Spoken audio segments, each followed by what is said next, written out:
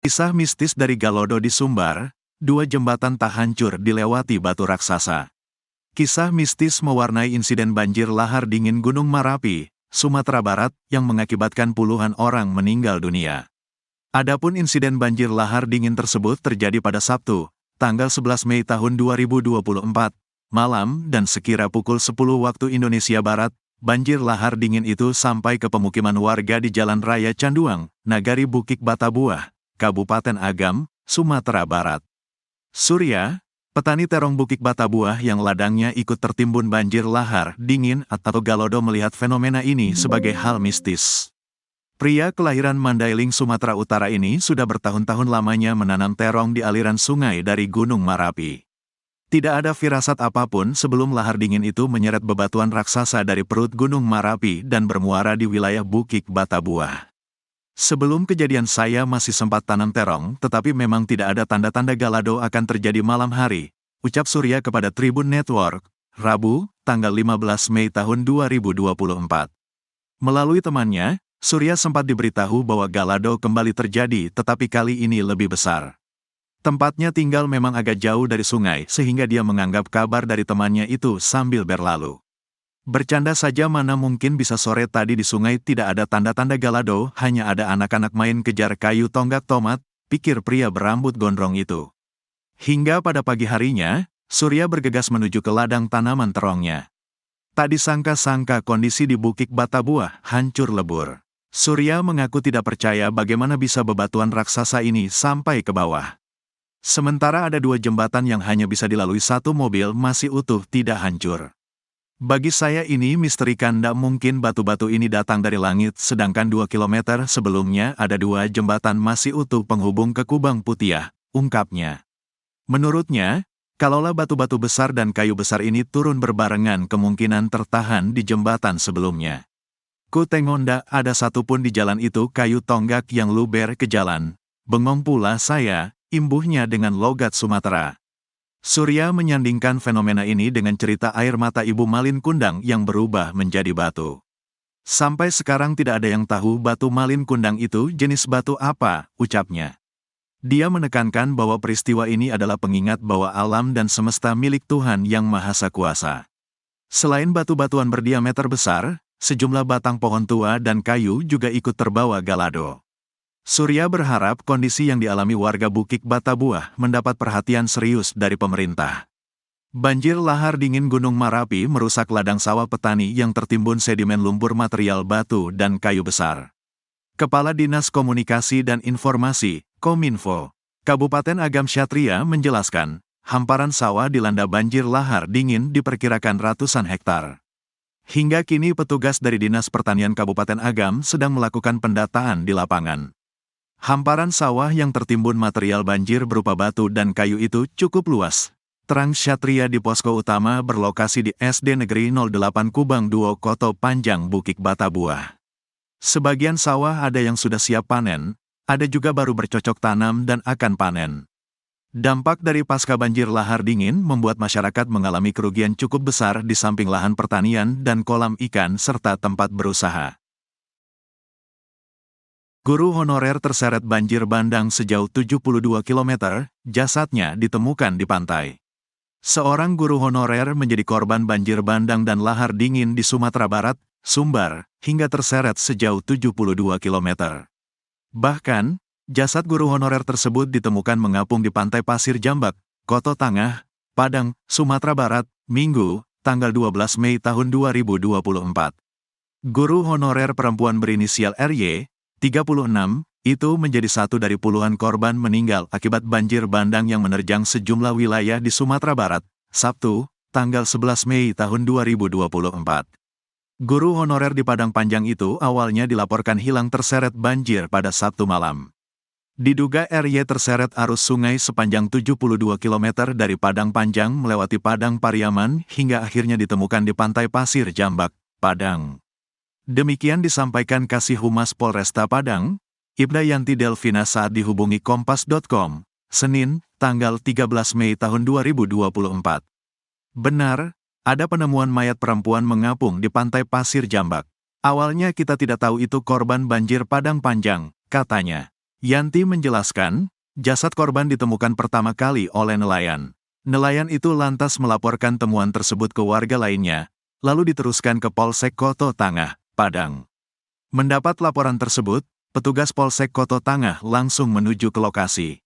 Setelah dievakuasi oleh tim SAR, jasad perempuan itu kemudian dibawa ke Rumah Sakit Bayangkara Padang. Awalnya kita tidak mengetahui identitasnya, hanya memiliki ciri-ciri adat tahi lalat di belakang kepala, ungkap dia. Setelah berkoordinasi dengan Badan Penanggulangan Bencana Daerah, BPBD, Padang Panjang, dipastikan jasad itu merupakan korban banjir bandang asal Padang Panjang. Jenazah korban akhirnya dibawa pihak keluarga untuk dimakamkan, terangnya. Ibu mertua dan 4 kerabat tersapu banjir bandang di tanah datar. Lisa berharap mereka cepat kembali. Tinggal di perantauan, Lisa bersama suaminya pulang kampung bersama suaminya melihat mengetahui kondisi ibu mertua dan ponakan di Jorong Dusun Tuo, Nagari Limokaum, Kecamatan Limokaum, Tanah Datar. Tangis Lisa tak terbendung ketika ia mendapati rumah mertuanya yang terletak tepat di depan Masjid Al-Ikhlas sudah bobrok.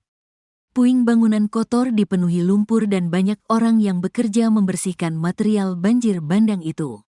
Ia sempat berharap rumah mertuanya tak terdampak parah, namun semua hanya tinggal harapan. Seketika tiba semua tampak seperti danau kecil, ujar Lisa. Kemudian Lisa bersama suaminya berusaha mencari keberadaan ibu mertuanya setelah air surut. Mulai surut tapi kami tak bisa masuk ke dalam rumah karena sudah penuh sekali dengan tanah, ucapnya. Saat terjadi banjir bandang di dalam rumah mertuanya itu juga terdapat ponakan dan cucunya. Ibu mertuanya bernama Umi Raisa, 101, serta ada 4 orang lain yakni Tia, Naswa, Latifa, dan Gavin. Sampai sekarang mereka belum ditemukan, entah masih tertimbun di rumah atau banjir membawa mereka ke tempat lain, ungkapnya dengan air mata berlinang. Ia mengatakan proses evakuasi masih terus dilakukan, berbagai macam puing sudah dibersihkan satu persatu namun belum ada tanda dari mereka. Saya cuma berharap mereka cepat kembali dan bertemu kami lagi, pungkasnya. Tim SAR gabungan temukan 6 jenazah hari ini, Senin, tanggal 13 Mei tahun 2024, sampai dengan pukul 13 waktu Indonesia Barat. Tim SAR gabungan berhasil menemukan 6 korban banjir bandang dan lahar dingin yang terjadi di sekitar Gunung Marapi, Sumbar, Sabtu, tanggal 11 Mei tahun 2024, lalu. Dari 6 jenazah, 2 diantaranya telah diidentifikasi oleh keluarganya. 4 korban lainnya belum teridentifikasi, dan telah dibawa 1 ke RS Bayangkara dan 3 korban ke RSUD Batu Sangkar, kata Kepala Kantor SAR Padang Abdul Malik seperti dikutip dari Tribun Padang. Ia menjelaskan korban ditemukan di 2 lokasi, yakni 5 korban di Kabupaten Tanah Datar dan 1 korban di Sungai Batang Anai, Padang Pariaman. Sampai pukul 13 waktu Indonesia Barat, total korban yang telah meninggal dunia berjumlah 43 orang, masih dicari 15 orang, yakni 12 di Tanah Datar dan 3 di Agam, katanya. Abdul Malik menambahkan pencarian masih berlangsung, tim gabungan terus berusaha melakukan pencarian di berbagai sektor yang telah ditentukan. Pencarian dibantu Basarnas Pekanbaru yang mengirimkan 2 tim tambahan, dan tim lainnya dari Basarnas Mentawai serta Jambi akan segera bergabung. Menurutnya, tantangan pencarian korban karena luasnya area yang terdampak membutuhkan lebih banyak peralatan dan sumber daya yang kompeten. Halo, selamat pagi Tribuner. Hari ini saya Fajar melaporkan dari Kosan Nagari Batabuah, Kabupaten Agam. Hari kedua pasca banjir bandang, banjir lahar dingin. Saat ini masih lakukan proses untuk pencarian dan pembersihan material. Untuk saat ini masih ramai warga yang melihat.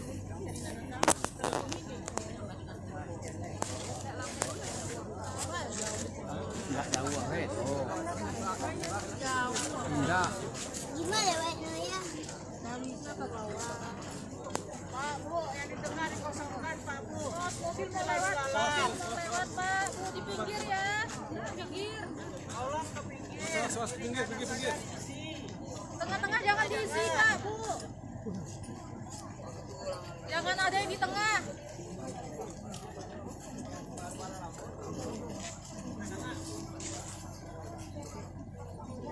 Izin nggak? Masih ada yang dicari kak? Masih. Yang surang lepas tangan itu Iya. kak? Kemarin kan katanya di kolam ya. Iya. Ternyata nggak ada. Oh, berarti yang di kolam udah dikuras semua? Udah.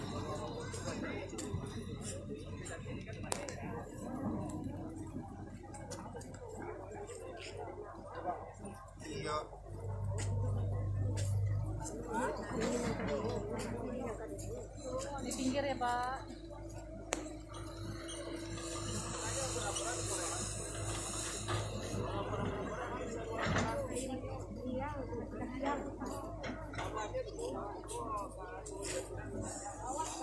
Untuk kondisi cuaca hari ini cukup cerah di kawasan Nagari Bukit Batapu. Jangan ada di tengah ya, Selain Pak. itu juga terjadi erupsi hembusan tempat dari puncak gunung Sap Putih membumbung.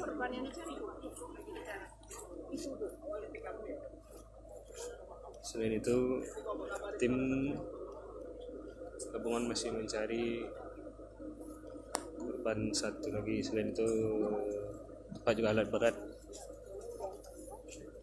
Di Masih tengahnya banyak dikosongin bekerja ya, Pak. untuk Bu, mobil nanti mau lewat. melakukan pembersihan material sama pengerukan sedimen aliran sungai.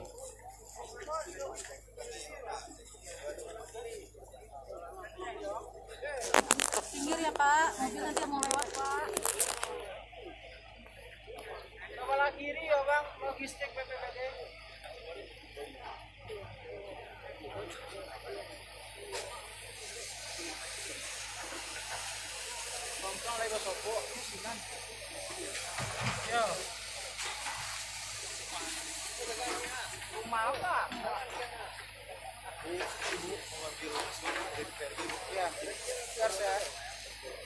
Di sini dia masuk. Oh, dari mana? Media juga, dari tribun. Di sini bang, bu, kasih. Ada.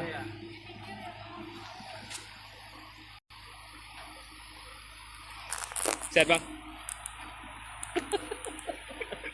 Bang, pacar bang. Kurang sejar. Iya bang, baru tiba benar baru. Boleh loh. Iya, Kamu ngomong udah di bola. itulah. Si Uji, si Depo, si Dikos. Di dua ya? Dikos. Lewat suruh hari ini. Secara langsung bang, Iya, ke live ko. Ya bawa Sama? sama ko. Aku ko. balik negeri. Enggak po laporan langsung saya ko. Oh, siap-siap. Dari Padang mana apa begitu? Dari Padang mana nih? Sasak begini. Iya. Ini siku kebaca lah bang. Tak timbun. Iya, aduh pasti aduh cari surang lain. Di sini. Iya kak. Ini dugaan rumahnya bagian siko. Jadi dugaannya katang ada ya kayak kolam ikan gitu. Tuh kolam ikan tuh lah di kali, nah do cari. Dicari sekitar situ lah. Itu sih di bawah tuh ya ke PPR tuh. Tah bang, lalu nampak kayak Pak tak berani itu. Kayak ya.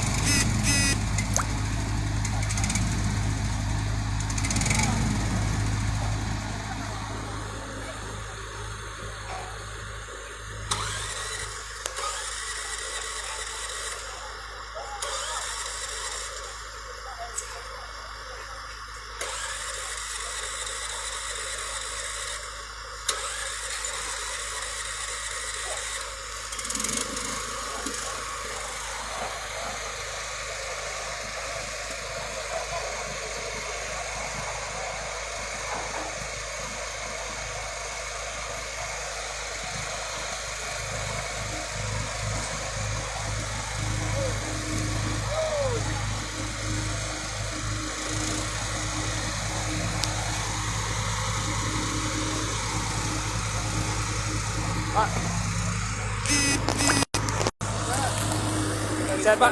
Iya.